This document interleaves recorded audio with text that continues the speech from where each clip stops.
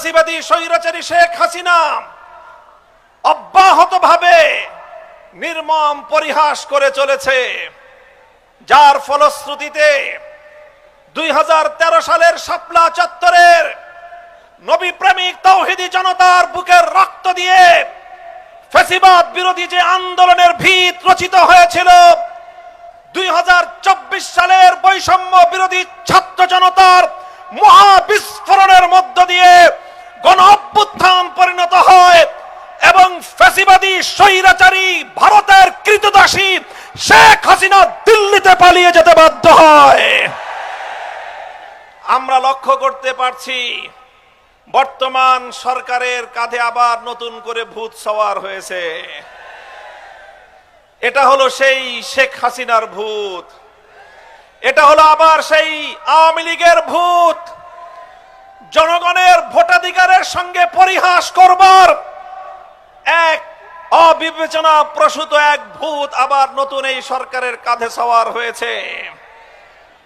আমরা বিগত অন্তর্বর্তীকালীন সরকারের আমলে সকল রাজনৈতিক দলগুলো ঐক্যবদ্ধ হয়ে 2024-এর জুলাই বিপ্লবের ভিত্তিতে নতুন বাংলাদেশ গড়বার জন্য যে ঐতিহাসিক রাজনৈতিক ঐক্যমত্য প্রতিষ্ঠা করা হয়েছিল, সেখানে অঙ্গীকার ছিল জুলাই বিপ্লবের আকাঙ্ক্ষা বাস্তবায়ন করা হবে। জুলাই বিপ্লবের মৌলিক আকাঙ্ক্ষা ছিল দুটি। এক নম্বর আকাঙ্ক্ষা ছিল বৈষম্য বিলোপ করা। জুলাই বিপ্লবের 2 নম্বর আকাঙ্ক্ষা ছিল ফ্যাসিবাদের রাস্তা বন্ধ করা। দীর্ঘ আলাপ হলো, ঐক্যমত্য কমিশনে জুলাই সনদ বাস্তবায়িত, জুলাই সনদ প্রণীত হলো। জাতীয় সংসদের দক্ষিণ প্লাজায় সকল রাজনৈতিক দলগুলো জুলাই সনদে স্বাক্ষর করলো। আজ জাতীয় সংসদে দাঁড়িয়ে সরকার দলের মুখপাত্র বলেন জুলাই সনদের মাধ্যমে নাকি অন্তহীন প্রতারণা করা হয়েছে। আমি খুঁজে দেখলাম অন্তহীন প্রতারণা আসলে কোথায় হয়েছে।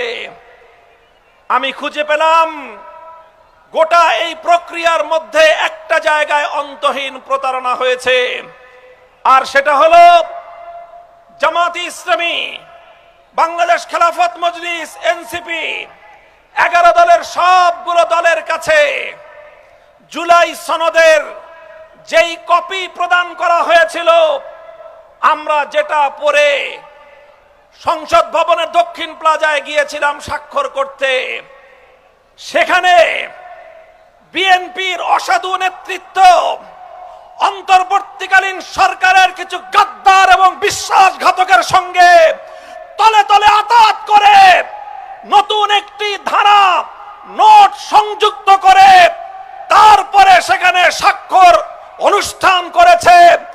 বিএনপির সঙ্গে অন্তর্বর্তীকালীন সরকারের গাদ্দারদের তলে তলে আতাত, সেটাই ছিল অন্তহীন প্রতারণা।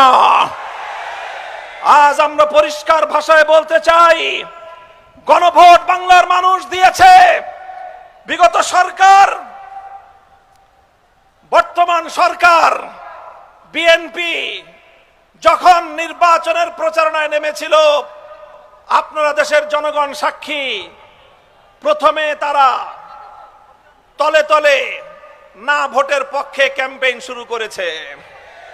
গোটা বাংলাদেশের 300 আসনে বিএনপি দলের নেতা কর্মীরা গণভোটে নায়ের পক্ষেই তারা অবস্থান গ্রহণ করেছে। আমরা জুলাই সনদ বাস্তবায়নের জন্য যখন মাঠে নামলাম, আন্দোলন শুরু করলাম, গোটা বাংলার মানুষ জুলাই সনদ বাস্তবায়নের জন্য ঐক্যবদ্ধ হতে শুরু করলো। তখন বাধ্য হয়ে তারা জুলাই সনদ বাস্তবায়নের প্রক্রিয়ায় আসতে সম্মত হলো, আলোচনার টেবিলে বসলো। আমরা অনেকেই বলেছিলাম আমরা আগামীর বাংলাদেশে গণপরিষদ গঠনের মধ্য দিয়ে নতুন সংবিধান আমরা রচনা করতে চাই অথবা সংবিধান পুনর্লিখন করতে চাই। বিএনপি সংবিধান সংশোধন ছাড়া অন্য কোনো পথে অগ্রসর হতে চাচ্ছিল না।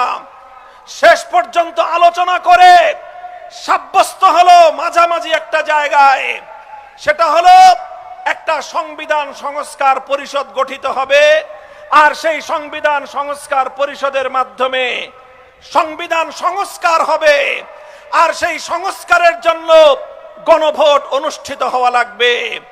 সব ঐক্যমত্য হয়ে গেল, বিচার হলো, সালিশ হলো, তালগাছ অর্ধেক বিএনপির অর্ধেক বিরোধী পক্ষের। এইভাবে সব বিচার সালিশ হওয়ার পরে গণভোট অনুষ্ঠিত হলো। বাংলাদেশের 70% মানুষ গণভোটে হায়ের পক্ষে ম্যান্ডেট প্রদান করলো, গণভোটে তারা ভোট প্রদান করলো। চিহ্নিত আওয়ামী লীগের দোসর এবং বিএনপির মধ্যে ঘাপটি মেরে বসে থাকা বাংলাদেশের শত্রুরা, আওয়ামী লীগের দোসরেরা নায়ের পক্ষে ভোট দিল। তারা 30% ভোট পেয়ে পরাজিত হলো। বিএনপি শহীদ জিয়ার ধানের শীষ নিয়ে 50% ভোট পেয়ে সরকার গঠন করে এবার সংসদে গিয়ে তারা বলে 50% জনগণের ভোটের তারা অভিপ্রায় বাস্তবায়ন করবে, 70% জনগণের গণভোটের রায় তারা কার্যকর করবে না। আমার কোনো কথা নাই, আমি পরিষ্কার ভাষায় তোমাদের কাছে বলতে চাই, হে খুলনার মানুষ, আমি তোমাদের কাছে আহ্বান জানাতে চাই, বাংলাদেশের মানুষ তাদের ভোটের অধিকার বাস্তবায়নের জন্য যেভাবে 1969-এ গণ অভ্যুত্থান করেছিল, নিজেদের ভোটের অধিকার বাস্তবায়ন করতে না পেরে 71-এ মুক্তিযুদ্ধ করে দেশকে মুক্ত এবং স্বাধীন করেছিল, ভোটাধিকারের জন্য শেখ হাসিনার বিরুদ্ধে লড়াই করে জুলাই বিপ্লব বাস্তবায়ন করেছিল, এদেশের 70% মানুষের ভোটের অধিকার বাস্তবায়নের জন্য যদি আরেকটি বিপ্লবের প্রয়োজন হয়, আরেকটি অভ্যুত্থানের প্রয়োজন হয়, সে অভ্যুত্থানের জন্য প্রস্তুত থাকবে তো ইনশাআল্লাহ।